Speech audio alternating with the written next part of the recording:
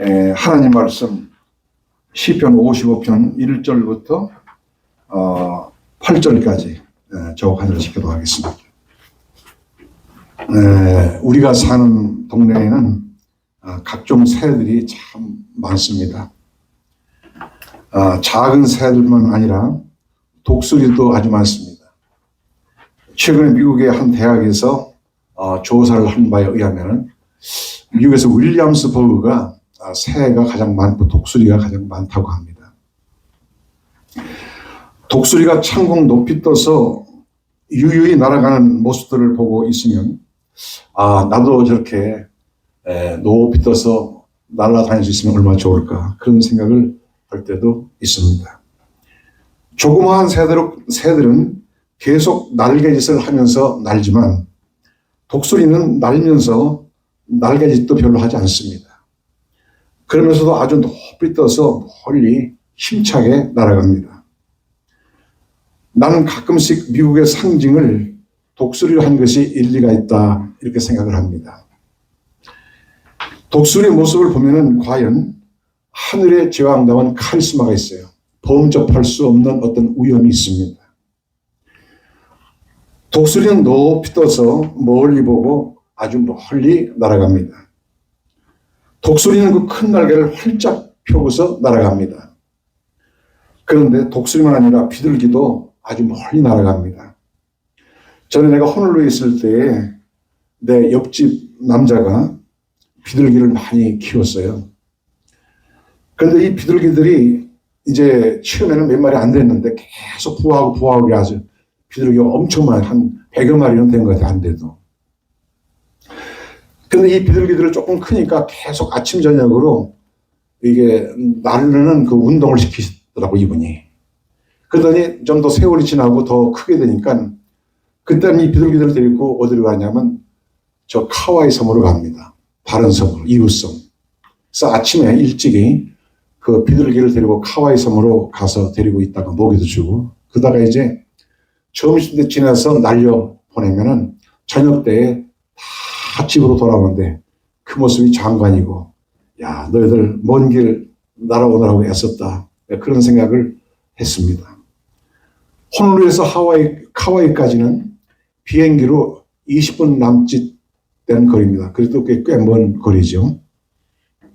그래서 이렇게 여러 차례 훈련을 시켜요. 그러다가 어느 날 보니까 이거를 다 어디로 넘겼는지 이렇게 파는 것 같아요. 그래서 이제 없었는데 사실 하와이 보면은 이 공원에 이 하얀 비둘기들이 굉장히 많습니다. 아마 그래서 그런 비둘기가 다 그리로 공급이 되는 게 아닌가 이제 그런 생각을 해봤습니다. 작은 비둘기도 참 대단하다는 생각을 해봤어요. 오늘 우리가 읽은 시편의 말씀은 다윗의 기도이고 다윗의 고백입니다. 다윗의 아들 압살롬이 반란을 일으켜서 자신을 몰아내고 왕위를 찬탈하려고 했습니다. 압살롬의 주변에는 다윗을 제거하고 권세를 잡으려고 하는 강한 신하들, 역적들이 모여서 모의를 하고 압살롬을 도와서 반란을 획책을 했습니다. 결국 저들이 날짜를 잡고 일거에 봉기를 하니 다윗은 너무나도 급하고 황당하여서 왕궁을 빠져나가는데 신도 제대로 못 신고 기드론 시내를 울면서 건너갔습니다. 그리고 다윗을 따르는 사람들도 맨발로 역시 감람산 길을 따라서 올라갔습니다. 이는 다윗에게 있어서 지금까지 경험했던 그 어떤 일과도 괴롭고 슬프고 힘든 일이었습니다. 결국은 다윗의 군대와 압살롬의 군대가 운명을 건 전투를 하였고 그 전투에서 압살롬은 전사했고 그리고 반란은 진압됐습니다. 하지만 이 일은 다윗에게 많은 회한과 고통과 슬픔을 남겼습니다. 자신의 장남이 죽었지만 너무나 슬픈 일이지만 그러나 울 수도 없어요. 본문 1절에서 3절에 보니까 하나님이여 내 기도에 귀를 기울이시고 내가 간구할 때에 숨지 마소서. 내게 굽히사 응답하소서. 내가 근심으로 편치 못하여 탄식하오니 이는 원수의 소리와 악인의 압제의 연고라. 저희가 죄악으로 내게 노하여 나를 핍박하나이다. 이 말씀은 다윗이 이러한 황당한 일을 만나서 하나님께 호소한 내용입니다. 또 4절 5절에는 내 마음이 내 속에서 심히 아파하며 사망의 위험이 내게 미쳤도다. 두려움과 떨림이 내게 이루고 황공함이 나를 덮도다. 역시 다윗의 답답한 환경, 힘들고 괴로운 심사를 그렇게 나타내고 있습니다. 이에 다윗은 이러한 꽉 막힌 환경에서 벗어나고 싶은 마음이 간절했어요. 이러고 다윗은 이번에는 6절로 8절에 또 이렇게 말합니다. 나의 말이 내가 비둘기같이 날개가 있으면 날아가서 편히 쉬리로다. 내가 멀리 날아가서 광야에 거하리로다 셀라. 내가 피난처에 속해 가서 폭풍과 광풍을 피하리라 하였도다. 비둘기는 이제도 말씀했지만 멀리까지 날 수가 있습니다. 비둘기는 정결한 새이면서도 아주 날개 힘이 좋습니다. 우리는 다윗의 이러한 마음을 충분히 이해할 수 있어요. 우리가 비록 다윗이 처한 환경과는 그 양상이 다르다 할지라도 때로는 괴로운 환경에 놓일 때가 있습니다. 혹 이러한 분들이 있다면 비둘기처럼 신앙의 날개를 달고 하늘을 날 수 있기를 바랍니다. 하나님이 지으신 생물의 세계를 보면 세 종류를 생각해 볼 수가 있는데요. 첫째는 땅속에 사는 미생물과 동물들이 있는데 가장 미개한 것들입니다. 둘째, 땅 위에 사는 동물들이 있는데 이는 비교적 고등 생물들입니다. 셋째, 공중에 하늘을 내는 사들이 있는데 이는 가장 고차원의 생물들입니다. 우리 성도들은 하늘을 나는 새처럼 고차원의 삶을 사는 사람들입니다. 조그마한 새들이 수십 혹은 수백 마일, 나아가서 수천 마일을 날 수 있는 것은 그 몸에 날개가 있기 때문이에요. 이제 하나님은 오늘 우리에게 신앙의 날개를 달아주셨습니다. 이 날개를 달고 저 높은 하늘을 나는 삶을 살게 하셨습니다. 신앙의 날개는 하나님이 우리에게 주신 놀라운 은혜입니다. 이처럼 하나님은 우리에게 신앙의 날개를 달아주셨는데 이 날개를 움직이지 않고 계속 땅만 걷는 것은 차라리 날개 없는 것만 못합니다. 이런 날개를 움직이지 못하는 것은 오히려 그 날개가 무거운 짐이 되기 때문이에요. 신앙생활 하자니 힘들고 신앙생활 그만두자니 지옥 갈 것 같고 해서 하는 수 없이 끌려다니는 것은 날개만 붙이고 날지 못하는 것과 같습니다. 그러면 우리는 어찌해야 될까요? 물론 날개를 활짝 펴고 날아야 합니다. 첫째로 우리에게 신앙의 날개를 움직이는 힘은 무엇일까요? 우선 우리는 기도를 통해서 신앙의 날개를 움직일 수가 있습니다. 기도하지 않는 신앙생활은 날개를 달고서 걸어다니는 새와 같습니다. 많은 사람들이 삶의 불안과 어려움에서 벗어나서 현실을 도피하려고 합니다. 그 현실을 도피의 방법은 여러 가지가 있는데요. 정말로 아무도 모르는 곳으로 슬그머니 떠나가는 사람들도 있습니다. 또 어떤 사람들은 마약이나 알코올에 중독되어 현실을 잠시나마 잊고 환상에 젖는 사람들도 있습니다. 또 어떤 이들은 향락에 깊이 빠짐으로 현실을 도피해 보려고 합니다. 하지만 이러한 노력은 결국 괴로움만 더할 뿐이고 후회밖에는 남을 것이 없습니다. 우리는 기도로서 신앙의 날개를 힘차게 움직여야 되고 또 충분히 그렇게 할 수 있습니다. 오늘 다윗은 기도를 통해서 고통을 벗어나서 저 창공을 날아가고 있습니다.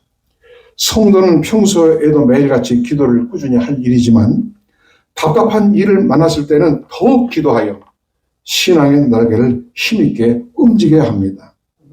날개는 분명 달려 있는데 날지 못하는 새들이 있어요.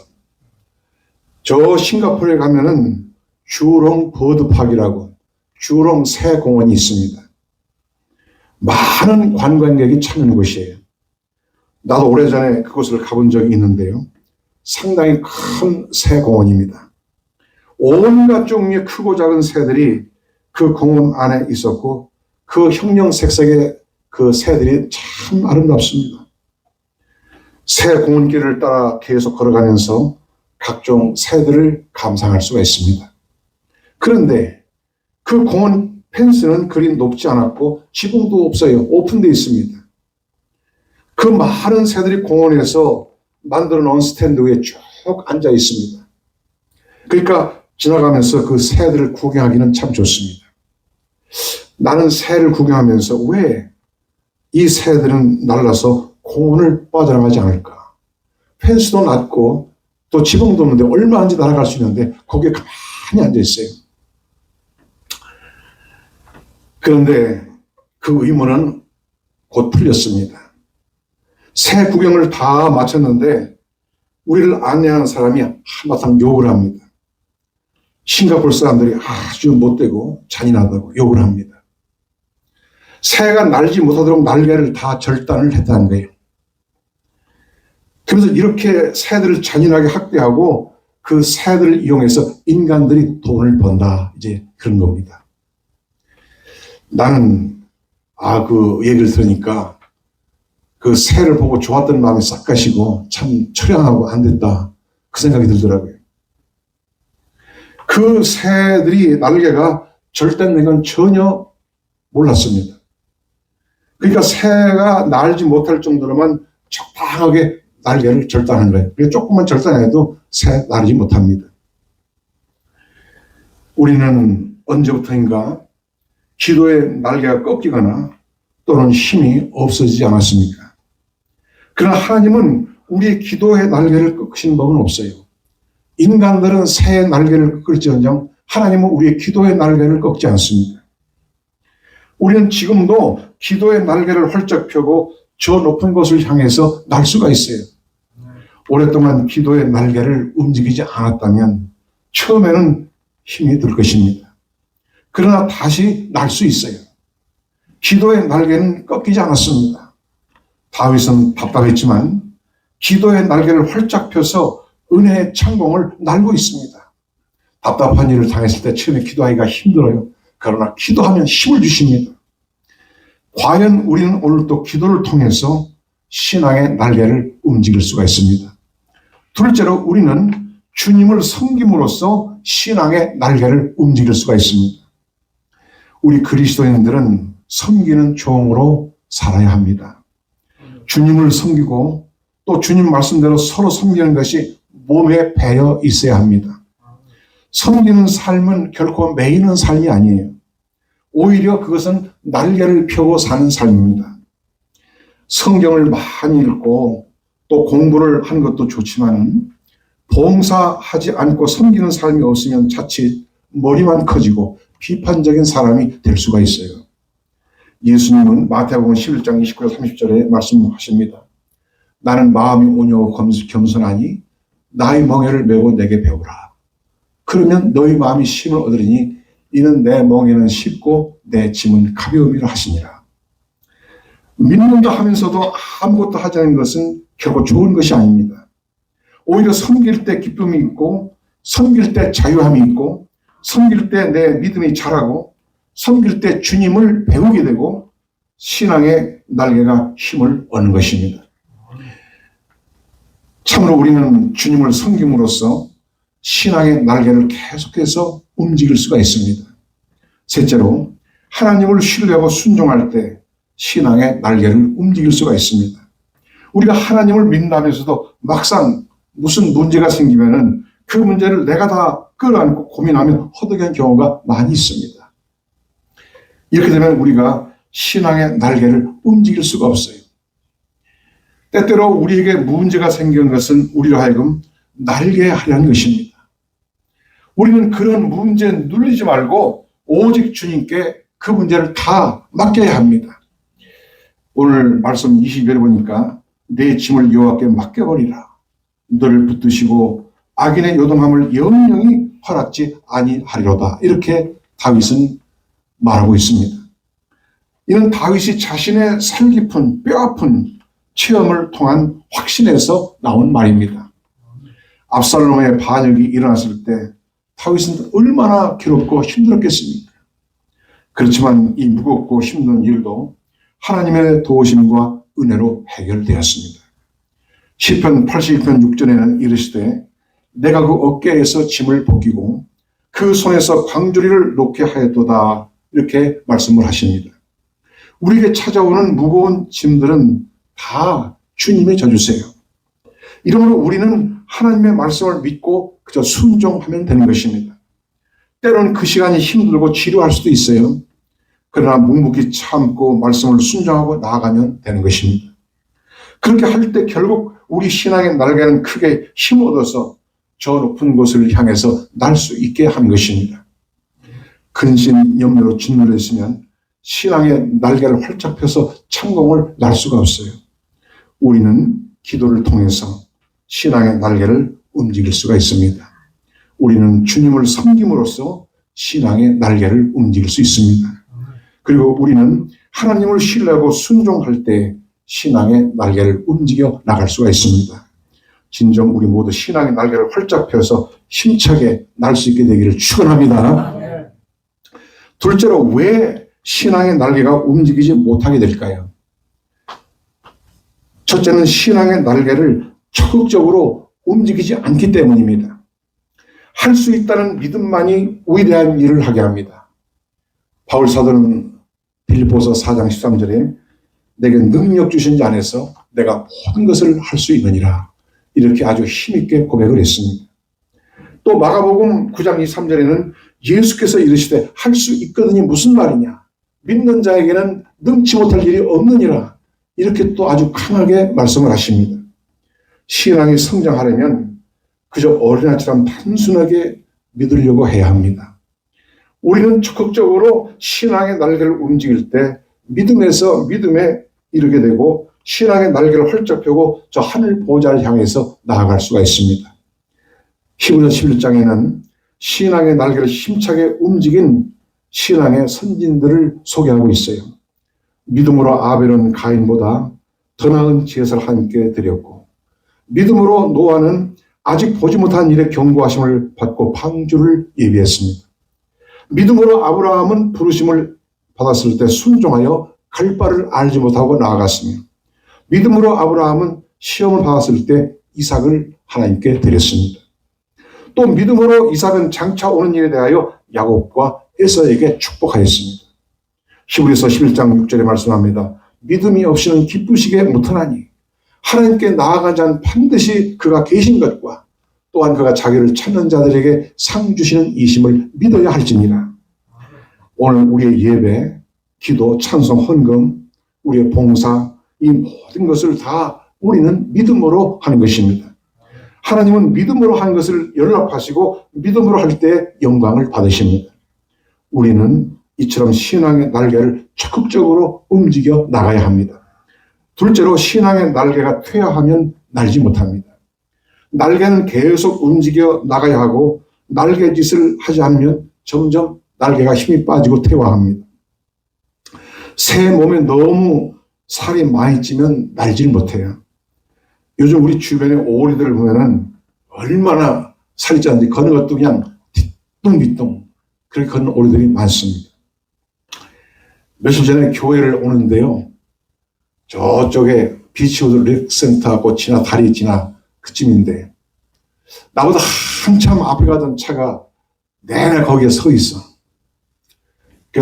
나도 이제 뒤따라가서 섰죠. 왜 섰냐 하고 보니까 한 30-40마리 오리떼가 되는 것 같아요. 아주 대가족 오리떼가 이 도로를 건너가는 거예요. 얼마나 느리게 천천히 걸어가는지 내가 3발짝 걸으면은 한 발짝 걷는 폭으로 그렇게 느리게 걸어가요. 아주 그냥 띠똥띠똥. 너희들은 바빠도 나는 상관없어. 그냥 나는 내 이 보행대로 갈 거야. 그러고 가는데 이쪽 하천에서 이쪽 하천으로 이동을 한 것 같아 보니까. 그런데 앞에 사람을 가만히 보니까 그런 오이들을 엔조이하고 있더라고요. 아예 갈 생각하지 않고. 그래서 나도 꼼짝없이 기다리고 있다가 그 사람 간 다음에 갔지요. 덴마크의 철학자 죄런 키에르케고르는 들오리 이야기를 했습니다. 어느 이른 봄날에 지중해에 있던 들오리들이 여름철을 나기 위해서 저 노르웨이 북쪽 바다로 이제 나가고 있었습니다. 그런데 이 들오리가 얼마를 날아가는데 집오리가 그냥 가지 말고 잠깐 쉬었다 가라고 유혹을 합니다. 그래서 날아가다 말고 내려와서 집오리들한테 왔는데 융숭한 대접을 받으면서 거기서 여러 날을 함께 지냈어요. 하루는 이 들오리가 친구 오리들이 고향으로 날아간 소리를 들었습니다. 그래서 정신이 번쩍 나서 이 들오리도 이제 함께 같이 날아가려고 했습니다. 그런데 막상 날으려고 하니까 살이 너무 찌고 그동안 이 날개에서 안 해가지고 힘도 없네.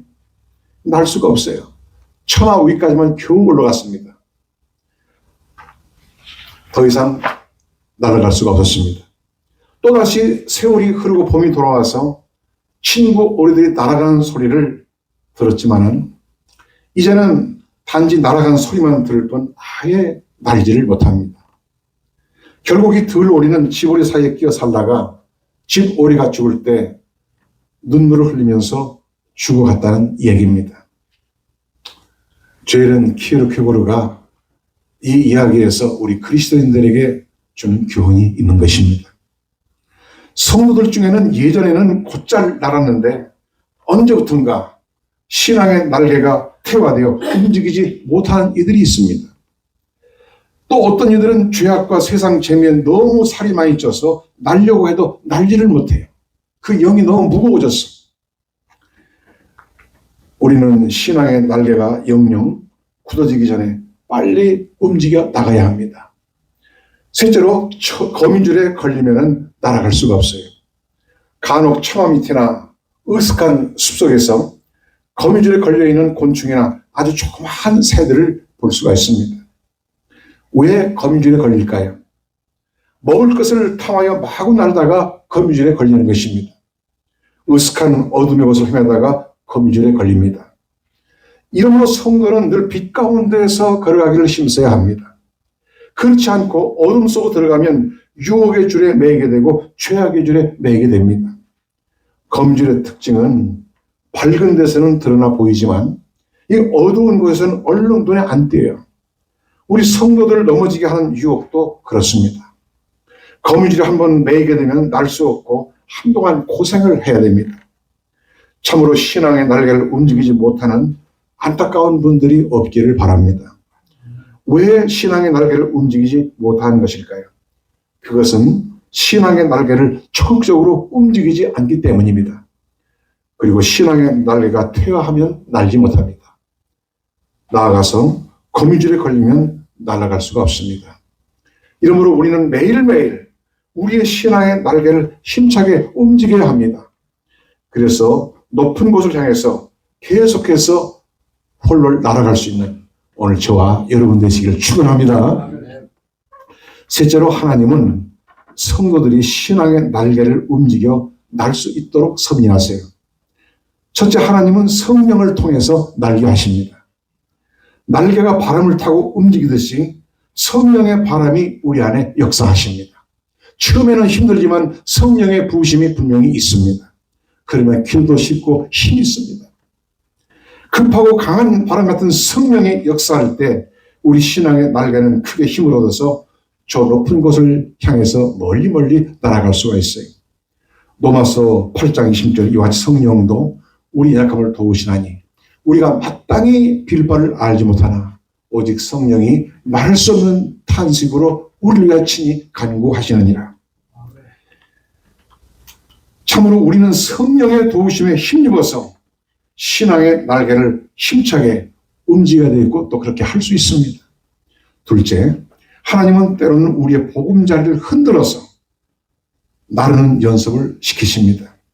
신명기 32장 10절로 11절을 말씀합니다. 마치 독수리가 그 보금자리를 어지럽게 하며 그 새끼 위에 너풀거리며 그 날개를 펴서 그 새끼를 받으며 그 날개 위에 그것을 덮는 것 같이 여호와께서 그들을 홀로 인도하셨고 함께한 다른 신이 없었도다.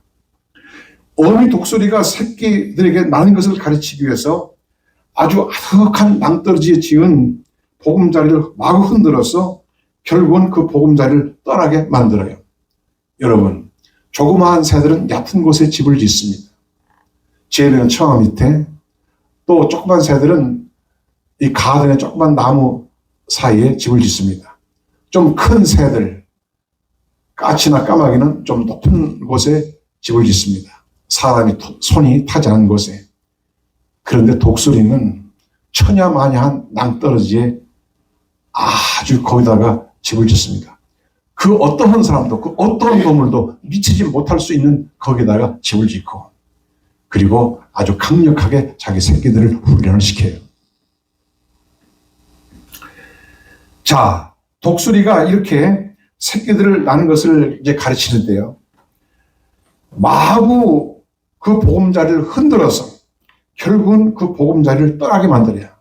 아직 어린 새끼들이. 그래서 망망한 공중에서 날개를 움직이지 않을 수 없게끔 만듭니다. 이렇게 해서 하늘의 제왕으로 자라는 것입니다. 하나님 아버지도 우리에게 때로는 그렇게 하십니다. 내게 오는 시련은 나로 하여금 신앙의 날개를 움직여서 강하게 만들어요.